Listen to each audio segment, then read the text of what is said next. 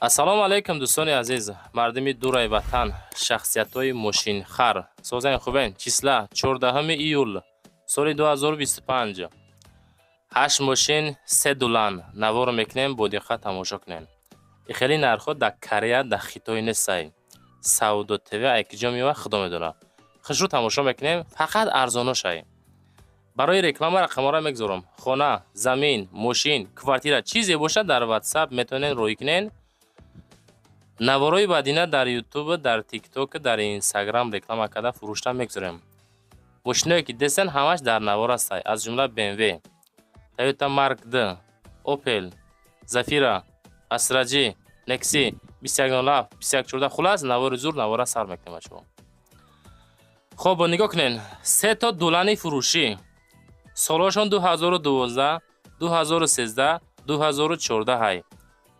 акое ки дуланхар ҳастен ку, шояд ягон дӯстотон, ягон бародаротон дуланхаран, метавонен рақамҳои акара роӣ кунен. WhatsApp-аш 555 4159. қарор доранд дар шаҳри Душанбе. беҳтарин ҳолат дан. нарх 140,000 сомонӣ ай. срочна бо савдо мешавад. аз номи YouTube канали Саудо ТВ 01 занг занен.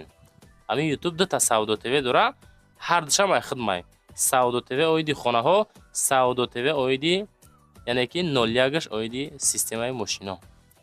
нашроти дулано акақа чахчах мекунен, занг мезанен ба дили пир аз номи канали мо. иншоалло бо арзонтон мекунам. 3 дулан 12, 13, 14 сол 140,000.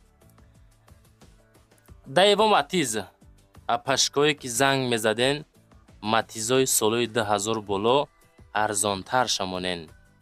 тамошо кунакам. 25,000 сум.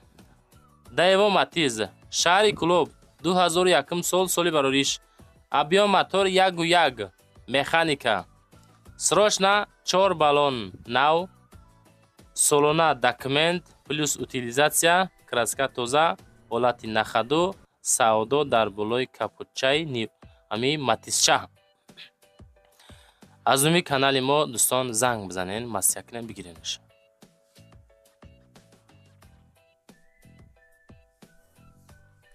фикр мекунам бачаҳо матиз нигоҳ кунен чӣ хеле ҳолат хушрӯ.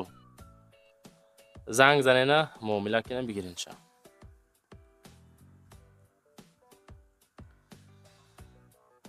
Opel Хечибек. ҳастаи любителёш. Хечибеки 97. номеро транзит. айчот бировардагӣ. шаҳри Душанбе. 32,000 сомон. 97 соли Хечибек. срочна фурӯшӣ. бензин плюс газ. объемаш 1.6 автоматика ҳай. ҳамон одамое ки занг мезаден Саудо ТВ ягонта Opel Хечибек ё ки сидани автоматикамон талаботош беҳад бисёра. ина марамат дигар коробка камбудӣ намекунам. ҳай мекунен мегарден. мошинча ҳолати хубай. мотор, ходовой, коробка, чашкиёш созай. 4 баллон нав. мақсад ҳамаш созай. ҳуҷҷати солона надора, утилизация дора.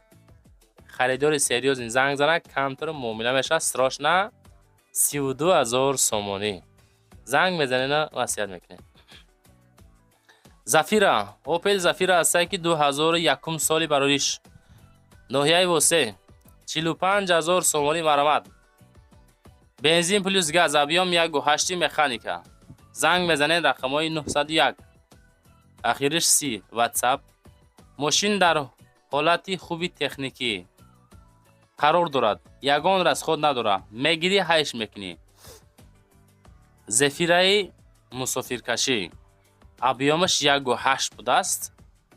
бензин плюс газ. коробка механика. 45,000 сум. успед кунен, занг бизанен, бигиренеш. мошиное ки навор мекунем, ами байни як рӯз да занг бизанен, назанен, агар ваё савдо мешавад. дӯстон азиз, ба ҳам худӣ гуфтесем ку наворомона ҳаракат карда аввал шида тамошо кунен. мошиное ки мегзорем бо диққат хушрӯ тамошо кунен.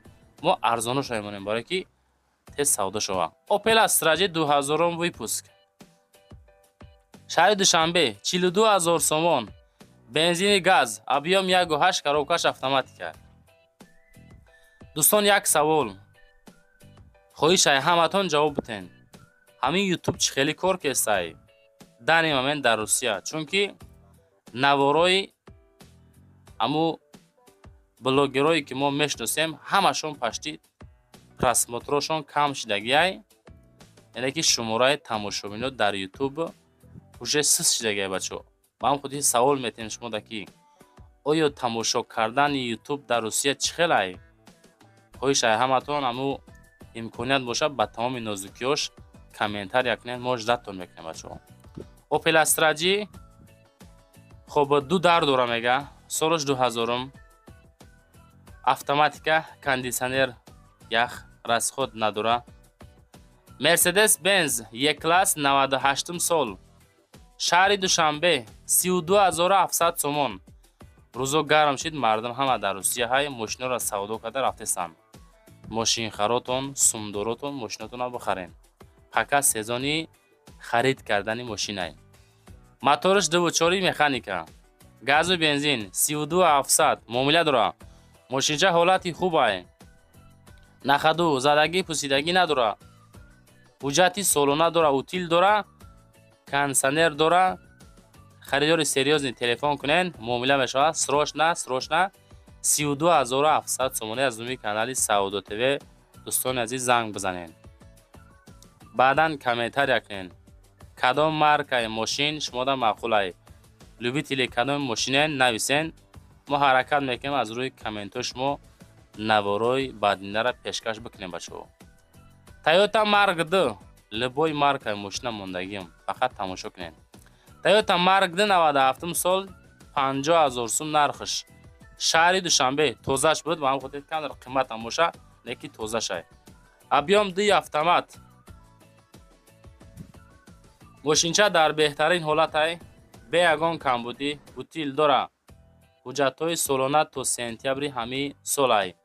ягон маълумоти дигар дар кор боша, агар тариқи WhatsApp рақамҳои 1642 аз думи канали Саудо ТВ дӯстон занг бизанен.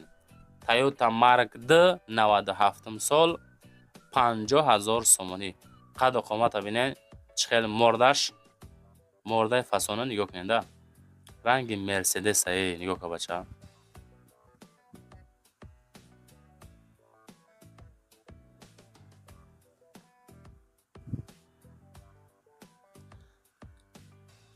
«2107» любителёш ҳамҷаен 2004 сол дарица равшан, айчот буровардагӣ 20000 сум 2004 тозаш.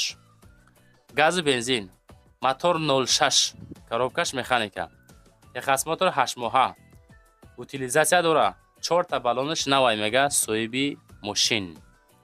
2107 2004 марамад аз уми канали мо занг бизанен. мошинотона чем сурат видео карда роӣ кунен, телефонотона баракӣ мегирен, рафти видеода беҳтарин видео мешава. баъдан мо дар роӣ мекунем, мо реклама карда фурӯштан мегузорем бача азиз. нашоти 2107 метавонен дар WhatsApp шон 0201 ахиршай аз уми канали мо дӯстон занг бизанен. ахири видеода як мошини ба қагира мондагием. нигоҳ кунед чӣ хеле мошини зурай. опа ба қапш. BMW 5 Series 97 сол.